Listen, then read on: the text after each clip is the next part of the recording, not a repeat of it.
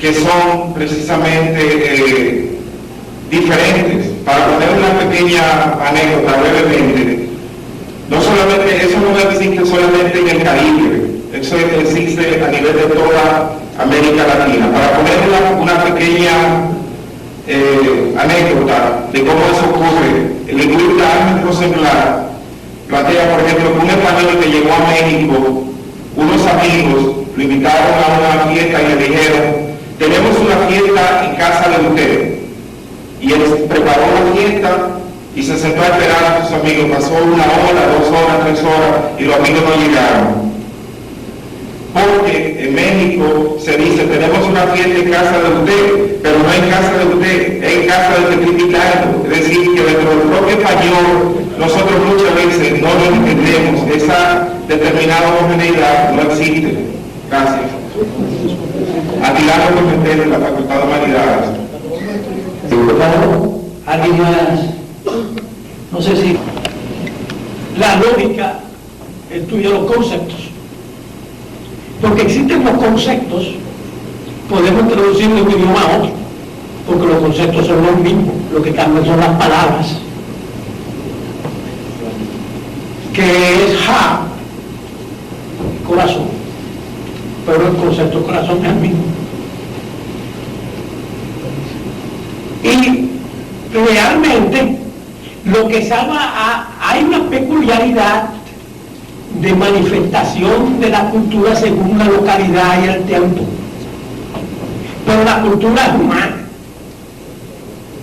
todos somos parte de esa cultura. Los historiadores de la civilización acostumbran a hablar de la civilización occidental, de la cual España y Hispanoamérica serían una derivación, una de sus derivaciones, como Francia sería otra, Italia es otra, como Inglaterra es otra, etc. La cultura occidental, para diferenciarla de las otras culturas, de la China, de la India, etc. Pero eso también cultura, y podemos entender lo que ellos dicen, porque los conceptos que están detrás de cada palabra, que son distintas en cada idioma, son los mismos.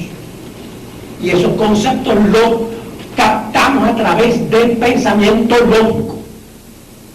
Y luego que nos aprendemos los nombres diferentes y su pronunciación y la memorizamos, podemos traducir.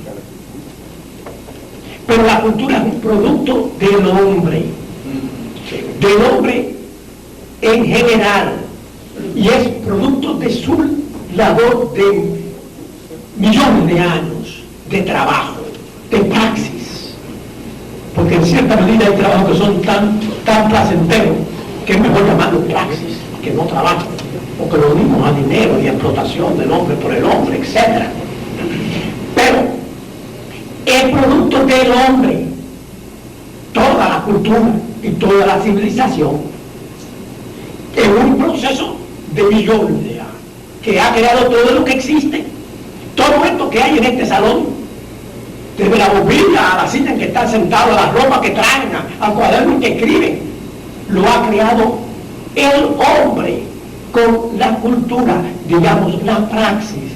Marx decía, el trabajo, praxis, trabajo, del hombre, pero del hombre considerado de manera general de todos los hombres, de esos que vienen de esa antecesora mujer de África que conocemos a través del estudio del ADN mitocondrial, por los estudios que han hecho los últimos antropólogos, que es la antecesora más conocida, más vieja, más antigua, conocida por los investigadores de la etnología. Todos venimos de ahí, y todo lo que se ha construido el hombre ha sido a través de la praxis, del trabajo, a través de toda la historia. Ha construido la lógica y los idiomas, que no son más que representaciones habladas con sonidos distintos y gráficas diferentes de los significados conceptuales de los conceptos. Pero la lógica la creó el hombre, y estamos usando la lógica desde Confucio y Sócrates y Platón hasta nuestros días. Y todos esos productos del hombre. Cuando el hombre deje de usar los adelantos que obtiene para explotar a otros hombres, dejará de ser esa bestia infernal que la religión nuestra, mi religión, porque yo sigo siendo católico, para desresponsabilizar a Dios del mal del hombre, dice que fue Satán el culpable. Porque él debió hacer lo bueno y todo. Él no es omnisciente, yo ni sabio. No, Satanás. Pero cuando logremos reeducarnos no solamente en lógica, sino en axiología, en valores morales, cuando sepamos que amar al otro es más importante y más fecundo que odiar y que explotar, entonces dejaremos de ser esa bestia domesticada de la caverna y seremos verdaderos hombres y crearemos la verdadera historia, esa de que hablaba Marx, que había de crearse cuando se hiciera la utopía, y la utopía hay que hacerla y tenemos que tenerla como norte, porque nos las enseñó nuestra madre en la cuna cuando nos habló del cielo. Es un anhelo del cielo cristiano lo que nos hace pensar en la utopía. Bueno, lamentablemente el tiempo se tira. Brevemente, el profesor. Sí, bueno, voy a responder a lo que dice el profesor. En realidad parece que no me expresé bien, porque en ningún momento yo quise hablar de una unidad lingüística en el Caribe.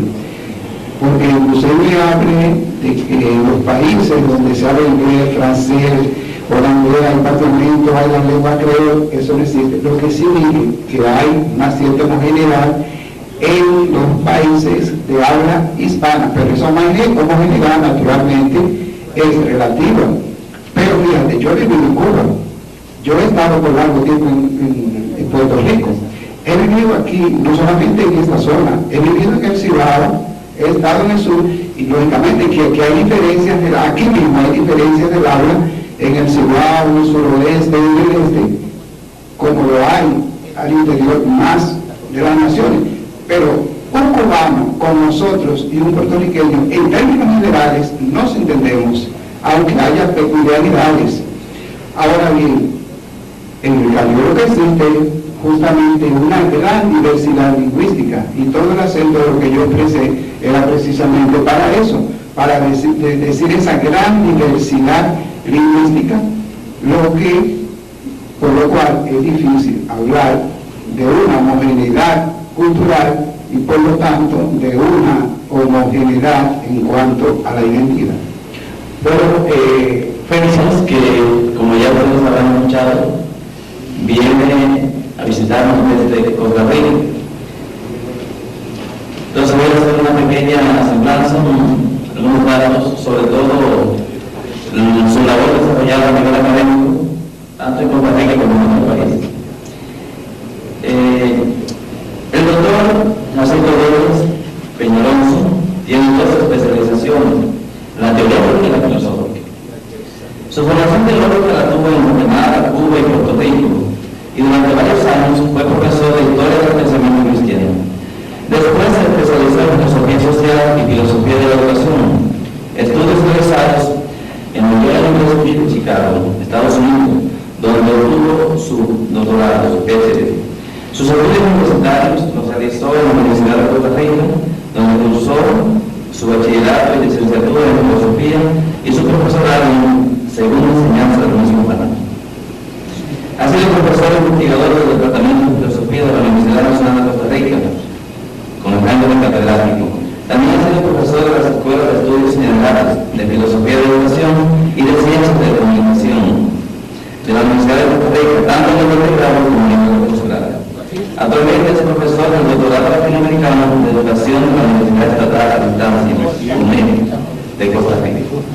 Ha sido profesor invitado en varias universidades y con frecuencia es invitado como orador en diferentes universidades y coloquios, simposios, seminarios y talleres a nivel nacional e internacional. Como producto de sus diferentes actividades académicas, ha Ha publicado un considerable número de artículos en revistas especializadas.